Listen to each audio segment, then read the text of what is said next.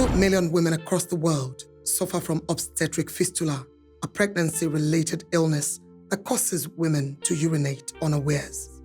There are almost 1 million of these women in Nigeria.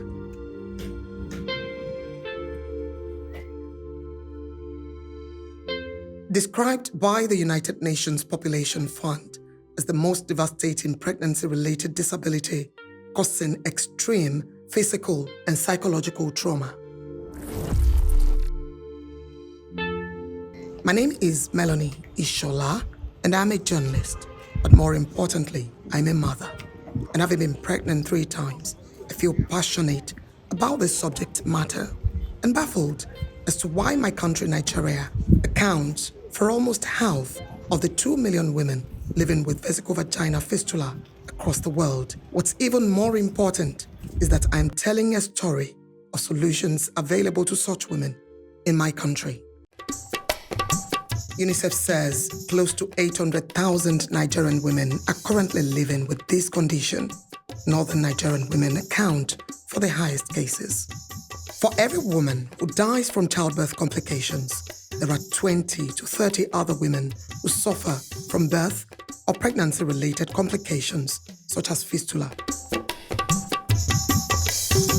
It was not easy when I was leaking like a baby because the urine has no control to just be coming out.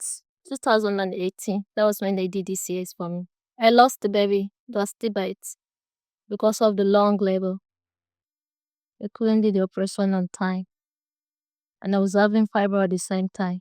Gaskiya yanzu dai ban jin daɗi abin da ke damuna. Ina so don Allah a taimaka. If you enter my room, they do like this. Your foot full on top of it. They do like this. You are smelling.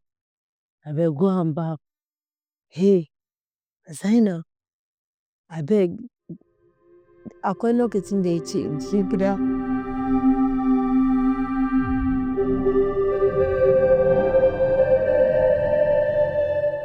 Mrs. Ebuchi, the matron at Mother and Child Care Primary Health Center, spoke to me on the belief fueling this highly preventable and equally treatable condition that leaves many languishing in pain.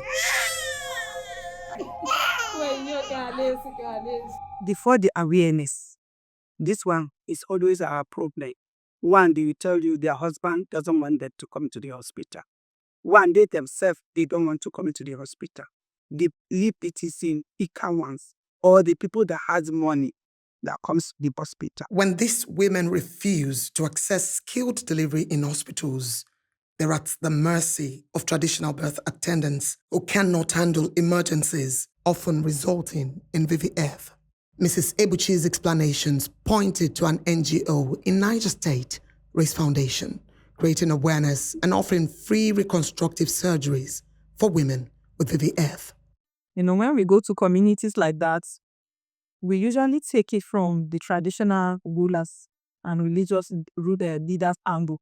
We need you to encourage your women to go for antenatal, and then also we encourage you to take these women for deliveries at the health facilities. After leaving Ruth, we traveled the poor Mina Kwatangura Road, heading north of Niger State, a major hotspot for VVF. This is Dr. Amina Bello Women Health Center, also called the VVF Center, owned and operated by Race Foundation. You can call this place a sanctuary for women undergoing VVF repairs. Inside the center, you see scores of women holding potties connected to catheters. Many of them have just had surgeries performed and are now in their healing phases. Initially, it was thought that it's early marriage that leads to vesicovaginal fistula, the obstetric fistula. But what we realize is it's not just about the early marriage, but rather from the prolonged labor. If a woman is labor, if she encountered a prolonged labor and she doesn't get intervention within this populated time, of course, she's at risk of having obstetric fistula. Then other causes, we're seeing a lot of iatrogenic causes of obstetric fistula nowadays. Iatrogenic meaning it's actually caused by the healthcare worker What happens is that when a woman, yes, if she's in prolonged labor or probably she has any reason for any surgical intervention, and when an incision is made on the uterus, the baby is being delivered. So at times in trying to suture the uterus back, inadvertently there might be stitching of the bladder to the uterus. Here in Niger State, VVF doesn't only affect women. We also see girls, but not for reasons such as child marriage, but rather female genital mutilation and rape. And there is also the rare case of Khadija, a 9-year-old girl who was born with fistula. When I gave birth to Khadija, she was constantly leaking. When I inquired, I was told it was a natural occurrence for babies. Once they are healed and they go back, they become a mouthpiece in their communities. Our MNCH interventions, if I must say, we started by cooperating traditional birth attendants as our mobilizers. They became our foot soldiers. They're the ones that were taking home deliveries for these women. Now we give them stipends every month. They are like our staff in those communities. So they are the ones now, when the women come to them, as usual, home delivery, I'm in labor, she takes them to the PHC. Just like Kabira, not a real name, a traditional birth attendant we met at a primary healthcare center in Kwatangora. If I check the card of a woman and I've heard that there is high blood pressure and I notice that her leg is swelling, so I don't conduct their delivery. I used to refer them to general hospital. After the surgery, 2-3 weeks, she's in the ward, or 4 weeks, or even up to 6 weeks, she can be on catheter within the ward. By the time the catheter is being removed and she's dry, that's alone, it's a form of rehabilitation. We have a counselor. What she does is to actually counsel those women, give them some form of psychotherapy for the mental injury the obstructive fistula must have caused. Then also, we also have vocational skills whereby we train these women to acquire. If I say, okay, let's just train all of them in tailoring, it's possible that in their village, they don't, that's not what sells in the community. So usually we do like a survey. What sells them? Do you have tailors? Do you think that making of hair cream, hair conditioner, room freshener, all of these little things, do you think is going to sell? We now train them for 2 weeks. And then we give them startup packs as well. I am not leaving Kwatangora a sad woman. Aisha, who had a baby at home because her husband insisted, told me she would get her repairs soon. Khadija is dry and going home soon, although she told me she'd love to stay back at the VVF center if allowed.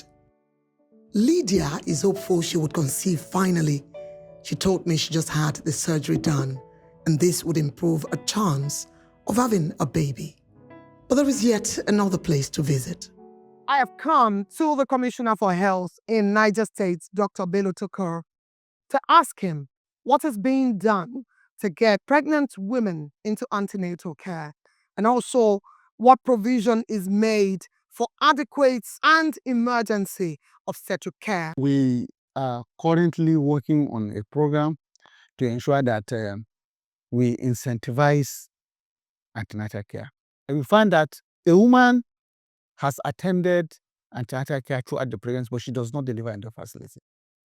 You find that in some of our facilities, you do not have a single midwife there. Or it's only one person.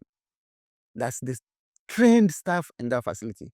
And by 4 o'clock, the person locks the facility and goes home.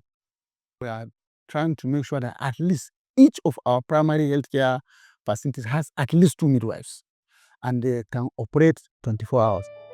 Race Foundation has repaired 746 women in Niger State, although this covers less than 1% of the nation's obstetric fistula burden. They shared that limited funding constitutes a major setback. But you at least get a sense that this is a step in the right direction, especially as these women are reintegrated back into their communities intact.